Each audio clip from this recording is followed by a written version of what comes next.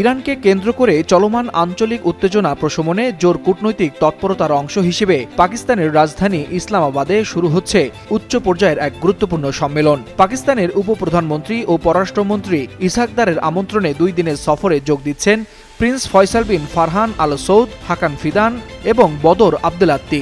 29 ও 30 March অনুষ্ঠিত এই বৈঠকে 4 দেশের পররাষ্ট্রমন্ত্রীরা আঞ্চলিক উত্তেজনা কমানো, কূটনৈতিক সমাধান খোঁজা এবং পারস্পরিক সহযোগিতা জোরদারের বিষয়ে বিস্তারিত আলোচনা করবেন। পাশাপাশি সফররত প্রতিনিধিরা পাকিস্তানের প্রধানমন্ত্রী শাহবাজ শরীফের সঙ্গে বৈঠক করবেন, যেখানে সমন্বিত কৌশল গ্রহণের বিষয়টি গুরুত্ব পাবে। যুক্তরাষ্ট্র ও ইসরায়েলের হামলার পর ইরান ঘিরে বৈশ্বিক জ্বালানি বাজারে অস্থিরতা দেখা দেওয়ায় এই বৈঠকের গুরুত্ব আরও বেড়েছে।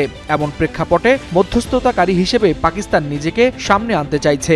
এরই মধ্যে ইরানের প্রেসিডেন্ট মাসুদ পেজেশকিয়ানের সঙ্গে ফোন আলাপে যুদ্ধ বন্ধে আস্থা তৈরির উপর জোর দিয়েছেন পাকিস্তানের প্রধানমন্ত্রী শাহবাজ শরীফ। অন্যদিকে পাকিস্তানের কূটনৈতিক উদ্যোগের প্রশংসা করেছেন যুক্তরাষ্ট্রের প্রেসিডেন্ট ডোনাল্ড ট্রাম্প, যা এই আলোচনাকে আরও তাৎপর্যপূর্ণ করে তুলেছে।